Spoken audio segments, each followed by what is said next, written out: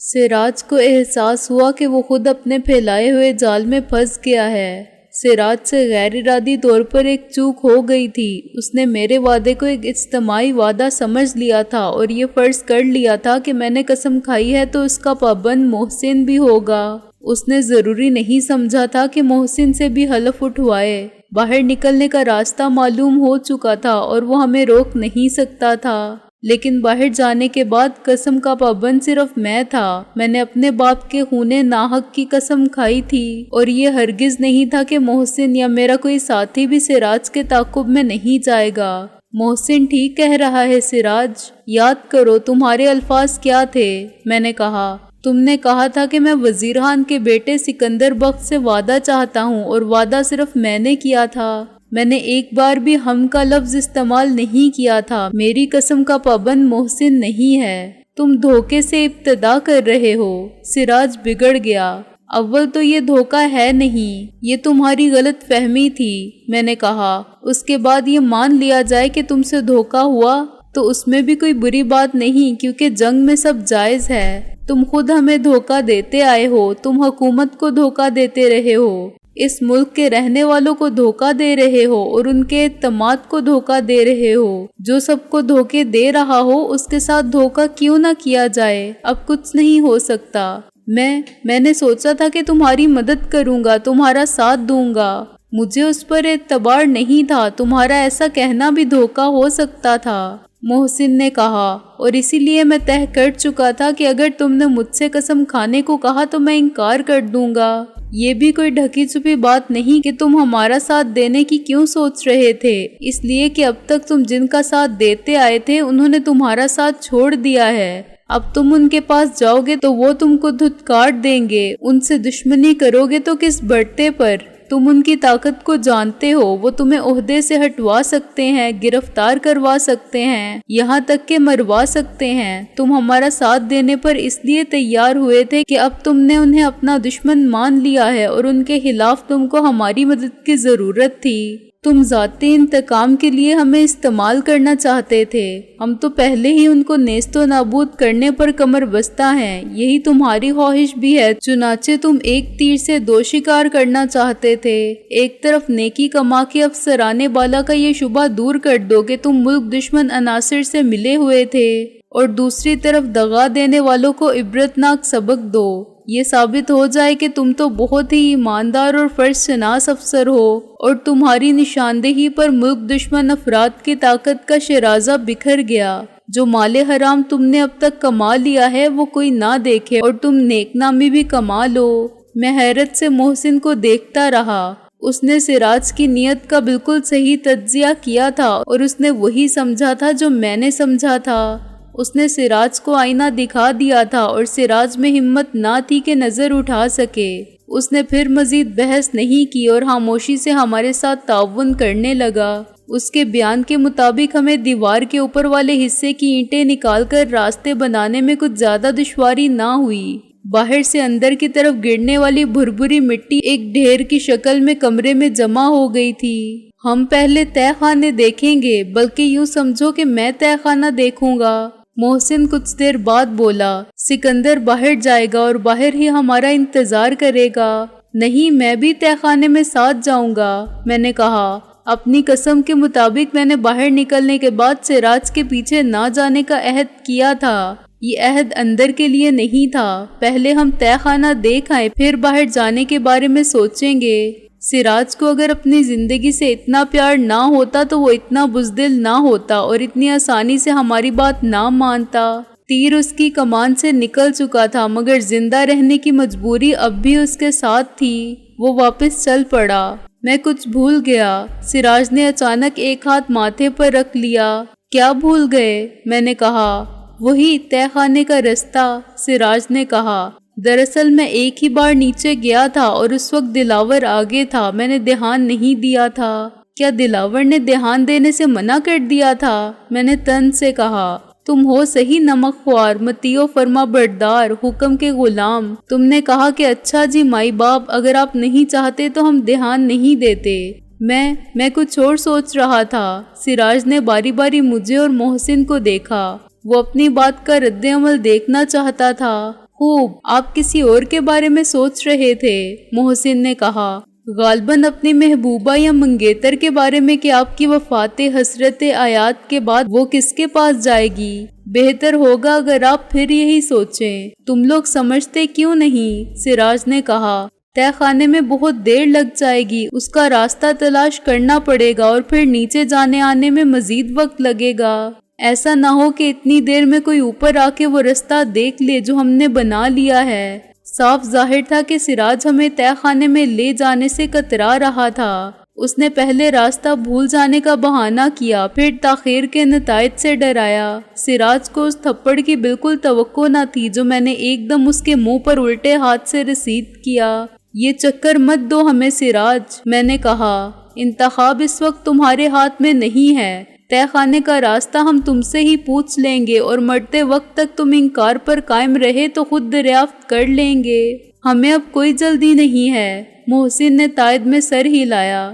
سراج کا ایک ہونٹ کٹ گیا تھا۔ اس نے آستین سے لب صاف کیے۔ تم یہ بھی نہیں سوچتے کہ اتنی دیر میں وہ بہت دور نکل جائیں گے رابعہ کے ساتھ؟ یہ ہم بعد میں پوچھیں گے کہ وہ رابعہ کو کہاں لے گئے ہیں اور تم ہی ہماری رہنمائی اس ٹھکانے تک بھی کرو گے۔ فی الحال خیریت چاہتے ہو تو تہہ خانے کی طرف چلو، میں نے کہا۔ رابعہ کا اللہ مالک ہے، میں ایسا نہیں کر سکتا۔ سراج نے رحم طلب نظروں سے میری طرف دیکھا۔ تم اس ذخیرے کو تباہ کر دو گے اور وہ اس کا ذمہ دار مجھے سمجھیں گے اور اس کی سزا بہت سخت دیں گے۔ کیا تم پاگل ہو؟ میں نے کہا۔ وہ تم کو ہمارے ساتھ مرنے کے لیے چھوڑ گئے، وہ تم کو مردہ سمجھ کے بھول چکے ہیں۔ تم اب ان کے ساتھ نہیں ہو، تمہاری جگہ کسی اور کو دے دی گئی ہے۔ اس سے بڑی سزا اور کیا ہوگی؟ کیا تم نہیں جانتے کہ سزائے موت بہت کم سزا ہوتی ہے؟ یہ سزا صرف ایک آدمی کو ملتی ہے اور موت کے ساتھ ہی ختم ہو جاتی ہے۔ جب اسے سخت ترین سزا دینی ہو تو مرنے نہیں دیا جاتا۔ مجھے بتاؤ کیا ایسا وقت نہیں آیا تھا جب تم نے موت کی آرزو کی تھی؟ اس لیے کہ موت اس عذاب کے مقابلے میں بہت کم تھی جو تم جھیل رہے تھے۔ موت تمہاری نجات کا ذریعہ بن سکتی تھی۔ وہ ٹھیک کہہ رہا تھا۔ دلاور اینڈ کمپنی نے اگر سراج کو الگ کرنے کا فیصلہ کر لیا تھا تو یہ واقعی ان کی مہربانی تھی کہ وہ سراج کے لیے سزائے موت کا انتظام کر کے چلے گئے تھے۔ سراج کا وجود ان کے لیے بے مصرف ہو گیا تھا۔ ابھی تک اس کی وجہ سے نقصان نہیں ہوا تھا، مگر اس نقصان سے بچنے کے لیے انہوں نے پہلے ہی بندوبست کر لیا تھا۔ اگر اس کی بے وقوفی یا غداری کا ثبوت مل جاتا یا انہیں پتہ چل جاتا کہ سراج نے جانتے بوجھتے ان کو نقصان پہنچانے والوں کا ساتھ دیا تھا تو یقیناً اس کی سزا زیادہ سخت ہوتی، اس کی موت زیادہ سخت ہوتی۔ مرنا تو آدمی کو ایک ہی بار ہے، مگر اس کے لیے ذہنی اور جسمانی اذیت کو طول دیا جا سکتا ہے، اسے تھوڑا تھوڑا کر کے قتل کیا جا سکتا ہے۔ ایک ہفتے یا ایک مہینے یا ایک سال تک موت کے کرب میں معلق رکھا جا سکتا ہے، اور اس عرصے میں وہ دیکھ سکتا ہے کہ اس کی غلطی کی سزا وہ بھی پا رہے ہیں جن سے وہ محبت کرتا تھا، جن کے لیے وہ نوکی خار کی چبھن بھی برداشت نہیں کر سکتا تھا۔ میں سمجھ گیا سراج، میں نے کہا، لیکن افسوس سے کہنا پڑتا ہے کہ اب کچھ نہیں ہو سکتا۔ جب آدمی چوروں کا ساتھ دیتا ہے تو اسے ذہن میں رکھنا چاہیے کہ وہ پکڑا گیا تو خواہ اسے پہلی واردات کے مال غنیمت میں سے پھوٹی کوڑی نہ ملے، اسے ان سب کے برابر سزا ملے گی جو پہلے سے وارداتیں کر رہے تھے مگر ان کی خوش قسمتی تھی کہ پکڑے نہیں گئے تھے۔ پہلی بار ساتھ دینے والا بدقسمت بھی ہو سکتا ہے کہ ان کے ساتھ تمام سابقہ جرائم کی سزا پائے اور ہاتھ کچھ نہ آئے۔ قتل کرنے والا اگر خنجر اٹھانے سے پہلے یا گولی چلانے سے پہلے اس شخص کے بارے میں سوچ لے جو موت کے اندھے کنویں میں پھانسی کے پھندے سے لٹکا ہوا اکیلا تڑپ رہا ہو اور فرشتہ اجل کے سوا اس کی کوئی مدد نہ کر سکتا ہو تو شاید وہ ہاتھ روک لے، مگر ایسا نہیں ہوتا، اور اسی لیے آئے دن ورثہ، بیوی، بچے اور بوڑھے ماں باپ آخری ملاقات کے لیے لائے جاتے ہیں اور پھر صبح دم طلوع آفتاب سے قبل اس کی لاش لینے جیل کے دروازے پر جمع ہوتے ہیں۔ تم نے وہ سب کچھ دیکھا جو میرے اور محسن کے ساتھ ہوا، مگر اس وقت تم کو ایک لمحے کے لیے بھی یہ خیال نہیں آیا کہ یہی سب کچھ تمہارے ساتھ بھی ہو سکتا ہے۔ اگر تمہیں یہ ڈر ہوتا تو کیا تم وہ سب کرتے جو تم نے کیا تھا؟ اب تم بھی ان کے لیے دشمن ہو۔ تمہاری پوزیشن ابھی تک وہ نہیں جو ہماری ہے، لیکن ہو جائے گی۔ تم مجھ سے بچ نہیں سکتے، محسن نے کہا۔ ہم نے تو اپنا عذاب کاٹ لیا، یہ ہمارے لیے غیر متوقع تھا، اس لیے ہم ڈرے نہیں تھے۔ یہی عذاب تم کو درپیش ہے اور تم اس لیے خوفزدہ ہو کہ تم نے ہمیں عذاب میں دیکھا ہے۔ یوں سمجھو کہ تم نے ایک شخص کو پھانسی پاتے دیکھا تھا اور اس وقت تم جیلر تھے یا جلاد تھے۔ میں نے کہا، اب اس نادیدہ ہستی کی قوت نے جو انسانوں کی تقدیر کے فیصلے لکھتی ہے خود تم کو تختہ دار پر لا کھڑا کیا ہے، مگر کیا تم نوشتہ تقدیر کو بدل سکتے ہو؟ میں نے کہا، تم لوگ مجھے بچا سکتے ہو۔ وہ یکلخت ہاتھ جوڑ کے کھڑا ہو گیا۔ مجھے تہہ خانے تک جانے پر مجبور نہ کرو، مجھے معاف کر دو، جو کچھ میں نے تمہارے ساتھ کیا میں اپنی غلطی مانتا ہوں۔ میں نے نفی میں سر ہلایا۔ صرف ہاتھ جوڑنے سے کسی غلطی کی تلافی نہیں ہوتی۔ تم تو قانون کو سمجھتے ہو، اس پر عمل کرواتے ہو۔ اگر تم کسی چور کو یا ڈاکو اور قاتل کو ارتکاب جرم کے وقت گرفتار کر لو تو کیا اس کے ہاتھ جوڑنے پر معاف کر دو گے؟ جسے تم اپنی غلطی کہہ رہے ہو وہ غلطی نہیں تھی، سنگین ترین جرم تھا۔ غداری سے بڑا جرم ملک کے قانون کے تخت اور کیا ہوگا ایس پی صاحب؟ تاہم تمہاری مدد کی جا سکتی ہے، محسن بولا۔ قانون میں ایک شک وعدہ معاف گواہ کے لیے خصوصی رعایت کی ہوتی ہے۔ وہ باقی مجرموں کے خلاف ٹھوس شہادت دے اور انہیں کیفر کردار تک پہنچانے میں قانون کا معاون ہو تو اس کی سزا بہت کم یا بالکل ختم بھی ہو جاتی ہے۔ تم تو جانتے ہو کہ ملک کا قانون ان پر ہاتھ نہیں ڈال سکا کیونکہ اس قانون کے ہاتھ مضبوط کرنے والے تم ہی تھے، مگر تم نے قانون کے ہاتھ کاٹ دیے تھے۔ اب قانون ہم ہیں، قانون وہ ہے جو ہم چاہتے ہیں۔ ہم خود مدعی ہیں، خود منصف اور خود سزا پر عمل درآمد کرنے والے۔ اب یہ پی پی سی یا ضابطہ فوجداری پاکستان کی کسی دفعہ کے تحت چلایا جانے والا مقدمہ نہیں ہوگا، یہ ایم آر ایس کے وضع کردہ قانون انصاف کے مطابق چلے گا، اور تم یہ کر سکتے ہو کہ وعدہ معاف گواہ کی طرح اصل مجرموں کے خلاف ایم آر ایس کی عدالت میں بیان دو، گواہی دو اور ثبوت پیش کرو۔ میں نے تعریفی نظروں سے محسن کی طرف دیکھا۔ اس نے بہت واضح الفاظ میں سراج کے سامنے ایک متبادل راستہ رکھ دیا تھا۔ سراج خلا میں گھور رہا تھا، اس کا ذہن کسی فیصلے پر پہنچنے سے قاصر تھا۔ وہ سمجھتا تھا کہ محفوظ وہ کسی طرح بھی نہیں۔ اگر اس نے ہماری بات نہ مانی تو ہم اسے بخشنے والے نہیں، اگر اس نے ہمارا ساتھ دیا تو دلاور اینڈ کمپنی اسے بخشنے والی نہیں۔ آگے کنواں پیچھے کھائی، وہ نہ آگے جا سکتا تھا نہ پیچھے۔ تم جانتے ہو ہمارے پاس وقت نہیں ہے، میں نے کہا۔ اگر تم نے فوراً فیصلہ نہ کیا تو پھر ہم کوئی فیصلہ کریں گے، محسن بولا۔ سراج نے آہستہ سے سر ہلایا اور آگے بڑھا۔ بظاہر وہاں ایسی کوئی علامت نہیں تھی جس سے ہم کچھ اندازہ کر سکتے۔ محسن نے بتایا تھا کہ رابعہ کے کمرے میں جو روشن دان ہے اس کے ساتھ ہی مسٹر ایکس کا کمرہ ہے یا کوئی آفس ہے جہاں ہونے والی گفتگو رابعہ کو سنائی دیتی تھی۔ اب سراج اسی کمرے میں کھڑا ہوا تھا اور روشن دان کی طرف دیکھ رہا تھا۔ اچانک اس نے دیوار کو کھرچنا شروع کیا، دیوار کا رنگ اکھڑنے لگا۔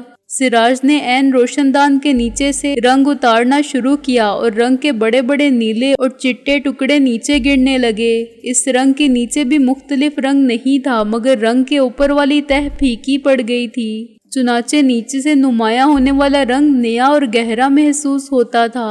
سراج نے 3 فٹ کی چوڑائی اور 6 فٹ کی لمبائی کا رنگ اتار دیا۔ اب یہ مستطیل ٹکڑا باقی دیواروں سے الگ نظر آنے لگا تھا۔ اگر ہم خوردبین یا محدب اتساہ لے کر اس عمارت کی ایک ایک دیوار کو دیکھتے پھرتے تب بھی ہمیں اس جگہ کا پتہ نہ چلتا۔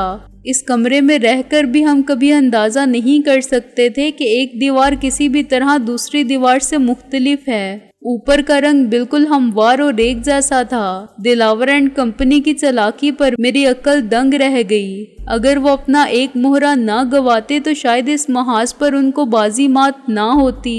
یہ ہے نیچے جانے کا راستہ، سراج نے کہا۔ اس کی آواز اور لہجے میں شکست اور مایوسی کا عنصر بہت نمایاں تھا۔ میں نے تمہارے لیے یہ راستہ کھول دیا ہے مگر اپنے لیے کوئی راستہ کھلا نہیں چھوڑا۔ اس کا احساس تمہیں آج ہوا ہے، میں نے کہا۔ واپسی کے راستے تو تم نے بہت پہلے بند کر دیے تھے، آج تو اچانک تمہارے سامنے دیوار آ گئی ہے۔ اس دیوار کے پیچھے ایک کمرہ ہے، وہ بولا۔ پہلے یہاں ایک دروازہ تھا، پھر اس کی جگہ 2 انچ موٹی دیوار اٹھا دی گئی اور اس پر رنگ کر دیا گیا۔ اسے تم لات مار کے گرا سکتے ہو، چنائی کچی ہے۔ لات کے بجائے میں نے اس پر سٹین گن کا دستہ مارا۔ اس کی بہت سی پتلی پتلی اینٹوں کے دوسری جانب گرتے ہی دیوار میں خاصا بڑا شگاف پیدا ہو گیا۔ پھر محسن نے اوپر والا حصہ بھی گرا دیا۔ مجھے اب اپنے مقابل وہ کمرہ نظر آ رہا تھا جس میں وہ سب جمع ہوتے تھے۔ اس میں 2 بیڈ لگے ہوئے تھے، ایک میز تھی جس کے گرد 6 کرسیاں رکھی ہوئی تھیں۔ یہ میز کھانے کے لیے بھی استعمال ہو سکتی تھی اور گول میز کانفرنس کے لیے بھی، اور دونوں مقاصد کے لیے بھی استعمال ہوتی تھی۔ ایک دیوار کے ساتھ لکڑی کی الماری رکھی ہوئی تھی اور اس کے دونوں پٹ کھلے ہوئے تھے۔ الماری میں کچھ کراکری تھی اور چائے وغیرہ بنانے کا سامان تھا۔ اسی الماری کے قریب کونے میں مٹی کے تیل کا چولہا تھا جس پر سیاہ ہو جانے والی ایلومینیم کی پتیلی رکھی ہوئی تھی۔ دوسرے گوشے میں چھوٹا سا فریج تھا۔ پہلے میں دیوار کے ملبے پر سے گزرا اور دوسری جانب ریوالور لے کر کھڑا ہو گیا۔ پھر سراج اندر آیا اور آخر میں محسن۔ میں نے زیادہ تفصیل سے کمرے کا جائزہ لیا، لیکن وہاں کوئی غیر معمولی بات نہیں تھی سوائے ایک بات کے کہ ایک بیڈ کے سرہانے میز پر مختلف رنگ کے چند تار لٹک رہے تھے۔ یہاں ان کا مواصلاتی نظام تھا جس سے وہ ہماری گفتگو سنتے تھے، شاید ریکارڈ بھی کرتے تھے، ہم سے بات کرتے تھے اور باہر والوں سے رابطہ رکھتے تھے۔ جاتے وقت وہ سارے آلات وغیرہ لے گئے تھے اور منقطع تار چھوڑ گئے تھے۔ کمرے کی اونچائی اتنی ہی تھی جتنی ہمارے کمروں کی تھی، لیکن یہ کمرہ رقبے میں دگنا تھا۔ اب میری سمجھ میں آیا کہ رابعہ کو یہاں ہونے والی گفتگو کیوں سنائی دیتی تھی۔ 2 انچ کی کچی دیوار آوازوں کو مؤثر طور پر نہیں روک سکتی تھی، مگر یہ خامی دلاور اینڈ کمپنی کے علم میں نہیں تھی۔ اس کمرے میں مجھے کوئی دوسرا دروازہ نظر نہیں آ رہا ہے، میں نے کہا۔ دروازہ اس الماری کے پیچھے ہے، سراج نے کہا۔ محسن کے ساتھ مل کر اسے ہٹاؤ، میں نے کہا۔ بلکہ بہتر ہوگا اگر تم اکیلے ہی کوشش کرو۔ ہاں، الماری زیادہ بھاری تو نہیں لگتی، محسن نے کہا۔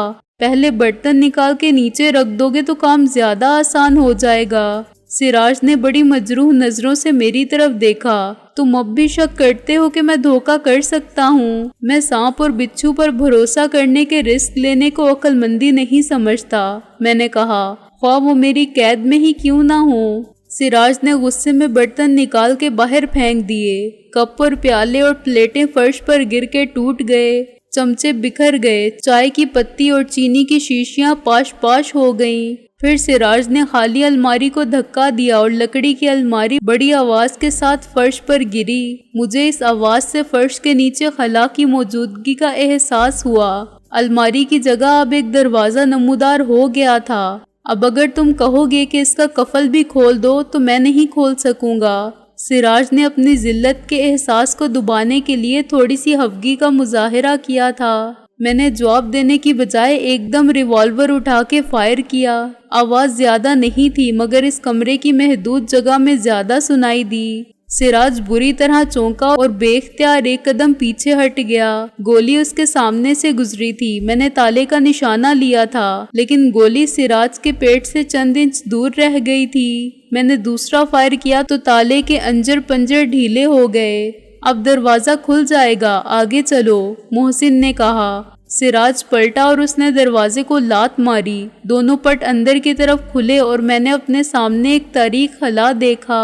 نیچے روشنی کا کیا بندوبست ہے؟ میں نے کہا۔ اور اسی سوال سے دوسرا سوال پیدا ہوتا ہے کہ اس عمارت میں بجلی کہاں سے آتی ہے؟ محسن نے کہا۔ بجلی واپڈا والے فراہم کرتے ہیں، وہ بولا، لیکن ان کا اپنا انتظام بھی ہے۔ نیچے جنریٹر ہے جو بجلی کے جاتے ہی ٹرپ ہو جاتا ہے، یعنی خود چل پڑتا ہے۔ وضاحت کا شکریہ، ویسے میں ٹرپ کا مطلب سمجھ گیا تھا، میں نے کہا اور محسن سے مخاطب ہوا۔ انسپیکٹر سندر نے مجھے بتایا تھا کہ اوپر صرف ایک کمرہ ہے جس پر واپڈا سب اسٹیشن کا بورڈ لگا ہوا ہے اور آس پاس خاردار تاریں ہیں۔ خود واپڈا والوں کو اپنے اس سب اسٹیشن کا پتہ نہیں ہوگا۔ سراج نے دروازے سے نیچے قدم رکھا اور کوئی سوئچ دبایا۔ اس سے اندر روشنی پھیل گئی۔ سراج کے پیچھے چلتے ہوئے ہم نیچے اترنے لگے۔ کل 12 زینے تھے اور ہر زینہ شاید 8 انچ بلند تھا، چنانچہ تہہ خانہ 8 فٹ کی گہرائی میں تھا۔ زینا ختم ہوتے ہی مجھے ایک نیم تاریک حال نظر آیا۔ میرے اندازے کے مطابق یہ حال پوری اوپر والی عمارت کے نیچے پھیلا ہوا تھا۔ اس کی لمبائی بھی 50 فٹ تھی اور چوڑائی بھی 50 فٹ۔ یہ صحیح پیمائش نہیں تھی۔ مجھے چھت کے نیچے تو سیمنٹ اور کنکریٹ کے ستون دکھائی دے رہے تھے۔ انہی ستونوں نے اوپر کے سارے اسٹریچر کا وزن سنبھال رکھا تھا۔ ہر قطار میں 3 پلر تھے اور ایسی 3 قطاروں کے ہر پلر کے درمیان کا فاصلہ دونوں جانب سے 12 فٹ کے قریب لگتا تھا۔ چنانچہ ہال اتنا ہی لمبا اور چوڑا ہو سکتا تھا۔ جنریٹر نیچے والے دروازے کے قریب ہی نصب تھا۔ وہیں اوپر مجھے ایک سوئچ بورڈ نظر آیا۔ میں نے اس کے بٹن دبائے تو ہال کے ہر ستون پر نصب بلب روشن ہوتا گیا۔ ہال کی دیواروں پر سیمنٹ کے پلاسٹر کا رنگ تھا، مگر ہر ستون پر 200 واٹ کا بلب سرچ لائٹ کی صورت میں یوں لگایا گیا تھا کہ سب کی روشنی مختلف سمت میں جاتی تھی اور ہال کے ہر گوشے کو روشن کر دیتی تھی۔ اس روشنی میں مجھے نیچے سے اوپر تک ویسے ہی باکس نظر آئے جیسے ہم نے گامے ماچھی کے اڈے پر اور پھر سائیں پاپڑ والے کے مزار کے نیچے دیکھے تھے۔ انہیں کھول کر دیکھنے کی ضرورت نہیں تھی۔ اب تک ہم نے جو اسلحہ پکڑا تھا اور تباہ کیا تھا وہ ایک ہی جیسا تھا، کچھ غیر ملکی ساخت کا مگر بیشتر MWD کمپلیکس کا تیار کیا ہوا، بلکہ یہ کہنا زیادہ صحیح ہوگا کہ دلاور اینڈ کمپنی اور اس جیسے وطن کے غداروں کی فیکٹریوں کا بنا ہوا۔ یہ ہو سکتا تھا کہ اب MWD انجینئرنگ کمپلیکس میں پھر زرعی مشینری کے پرزے بن رہے ہوں، کیونکہ اس کا نام پریس، پبلک اور پولیس سب کے لیے ناشنا نہیں رہا تھا۔ وہ اسلحہ ساز مشینری کسی دوسری جگہ لے گئے ہوں گے۔ اس خیال کا اظہار محسن پہلے بھی کر چکا تھا۔ یہ بھی ہو سکتا تھا کہ صرف ایک نہیں، تخریب کاری کی کئی فیکٹریاں چل رہی ہوں۔ محسن کی نظر بھی لکڑی کے تابوت نما صندوقوں کا جائزہ لے رہی تھی۔ شاید وہ بھی سوچ رہا تھا کہ ان میں کتنے دستی بم ہوں گے، کتنے ٹائم بم اور کتنی مشین گنیں، کتنے ریوالور اور کتنے کارتوس، ڈائنامائٹ اور بارودی سرنگیں۔ یہ سب تباہ کن اسباب کتنے لوگوں کی جان لیتا، کتنے بے گناہوں کا خون بہاتا، کتنے بچوں کو یتیم کرتا، کتنی عورتوں کو بیوہ کرتا، اس سے کتنے پل اڑائے جاتے، کتنے بجلی گھر تباہ کیے جاتے اور کتنی سرکاری تنصیبات کو نقصان پہنچایا جاتا۔ سب سے پہلے وہ آواز میں نے سنی۔ 1 سیکنڈ سے بھی کم وقت کے فرق سے محسن نے چونک کر اوپر دیکھا اور میں نے سراج کے لبوں پر ایک عجیب سی مسکراہٹ پھیلتی محسوس کی۔ کیا یہ ہیلی کاپٹر یہاں آ رہا ہے؟ میں نے اسٹین گن کا رخ سراج کی طرف کر لیا۔ سراج نے کوئی جواب نہیں دیا، وہ اسی طرح مسکراتا رہا۔ اس کی یہ مسکراہٹ مجھے اپنا تمسخر اڑاتی محسوس ہوئی۔ کون آیا ہے اس ہیلی کاپٹر میں نے چیخ کر کہا اور اسٹین گن کا دستہ گھما کر سراج کے سر پر مارا۔ وہ اچھل کے ایک طرف ہو گیا مگر اپنے کندھے کو ضرب سے نہ بچا سکا۔ اس میں تمہارا باپ آیا ہے، وزیر خان، سیدھا جہنم سے۔ سراج نے تکلیف کے باوجود مسکرانا جاری رکھا۔ اور وہ تم کو ساتھ لے کر ہی جائے گا، اپنے بہادر سپوت کو۔ وہ صرف مجھے نہیں تمہیں بھی لے جائے گا سراج، میں نے کہا۔ اس کی اشتعال انگیز باتوں پر یہ جواب بہت ناکافی تھا، مگر میرا ذہن فوری طور پر دوسری طرف چلا گیا تھا۔ اب میں نے بھی سمجھ لیا تھا کہ سراج کے اس رویے کا مطلب کیا ہے، اور محسن نے بھی۔